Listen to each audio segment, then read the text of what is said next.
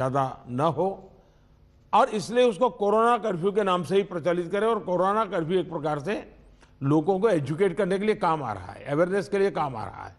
तो हमने इसके तरफ ध्यान देने के, लेकिन मैंने पहले कहा, अब हमारे पास व्यवस्थाएं इतनी हो चुकी हैं, माइक्रो कंटेनमेंट जोन, उसी पर बल दीजिए, आपको अच्छे परिणाम मिलेंगे। हाँ, उसमें जरा सरकार को थोड़ी मेहनत ज़्यादा पड़ती है, गवर्नेंस को टाइट रखना पड़ता है, हर चीज़ को माइन्यूटली ऑब्जर्व करना पड़ता है, लेकिन ये मेहनत रंग लाएगी, ये मुझ पर विश्वास कीजिए।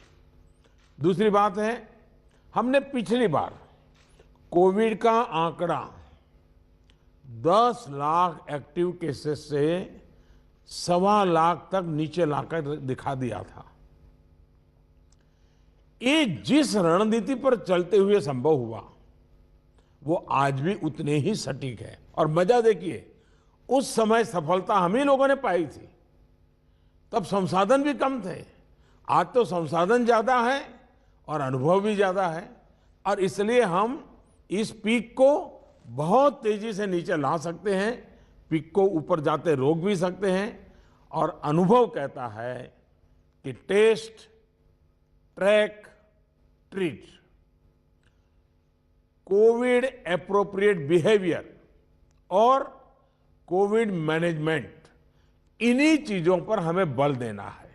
और आप देखिए, अब एक विषय ऐसा आया है, मैं आप सभी मुख्यमंत्रियों से आग्रह करता हूं कि आप अपने राज्य की मशीनरी के द्वारा थोड़ा अगर एनालिसिस करें, सर्वे करें, और एक सवाल का जवाब हमें मिल सकता है क्या, मैं इसको सवाल के रूप में कह रहा हूं। होता क्या है कि इन दिनों कोरोना में, ये थोड़ा वेरिफिकेशन का विषय है, लेकिन आप भी उसको राज्य में करवा सकते हैं। पहले कोरोना के समय क्या होता था, हल्के फुल्के सिम्टम्स भी लोग डर जाते थे, तो तुरंत एक्शन लेते थे। दूसरा, इन दिनों बहुत पेशेंट असिम्टोमेटिक है, और उसके कारण उनको लगता है तो ऐसे ही थोड़ा जुकाम हो गया, ऐसा हो गया, कभी कभी तो वो भी नजर नहीं आता, और उसके कारण वो परिवार में पहले की तरह ही जिंदगी जीते हैं, और परिणाम स्वरूप पूरा परिवार लपेट जाता है, और फिर इंटेंसिटी बढ़ती है, तब हमारे ध्यान आता है।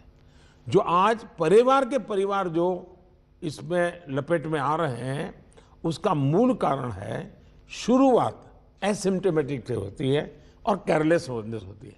उसका उपाय क्या है? उसका उपाय है प्रोएक्टिव टेस्टिंग। हम जितना ज्यादा टेस्टिंग करेंगे तो एसिम्टोमेटिक जो पेशेंट होगा वो भी ध्यान में आ जाएगा, तो परिवार में होम क्वारंटाइन वगैरह ढंग से कर लेगा। वो परिवार के साथ जैसे नॉर्मल जिंदगी जीता है वो नहीं जिएगा, और इसलिए पूरा परिवार जो आज सब लपेट में आ जाता है उसको हम बचा सकते हैं। और इसलिए हम अभी चर्चा जितनी वैक्सीन की करते हैं, उससे ज्यादा चर्चा हमें टेस्टिंग की करने की जरूरत है, बल टेस्टिंग पर देने की जरूरत है। और हमने सामने से टेस्टिंग के लिए जाना है, उसको तकलीफ हो और फिर टेस्टिंग करने के लिए आए और फिर उसको पॉजिटिव नेगेटिव मिल जाए, और वो मैं समझता हूं क्रम हमारे लिए थोड़ा बदलना पड़ेगा। हमारे पास वायरस को कंटेन करने के लिए एक अहम तरीका है कि हम ह्यूमन होस्ट को कंटेन करें। मैंने पहले भी कहा था, ये कोरोना एक ऐसी चीज है कि जब तक आप उसको लेकर के नहीं आओगे घर में नहीं आता है, और इसलिए ह्यूमन सोर्स जो है हर एक को हमने जागरूक करना पड़ेगा, उसने नियमों का पालन करना होगा, ये बहुत आवश्यक है। और निश्चित तौर पर इसमें टेस्टिंग और ट्रैकिंग की बहुत बड़ी भूमिका है। हम टेस्टिंग को लाइट न लें, टेस्टिंग को हमें हर राज्य में इतना बढ़ाना होगा कि पॉजिटिव रेट कैसे भी करके 5% के नीचे ला करके रख जाए।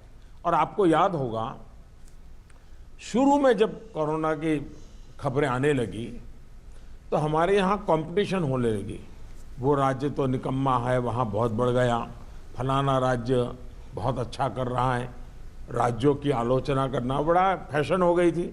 तो पहली मीटिंग में मैंने आप सबसे कहा था कि संख्या बढ़ने से आप जरा भी चिंता मत कीजिए, उसके कारण आपका परफॉर्मेंस बुरा है, प्रेशर में मत रहिए, आप टेस्टिंग पर बल दीजिए। और वो बात मैं आज भी कह रहा हूँ, संख्या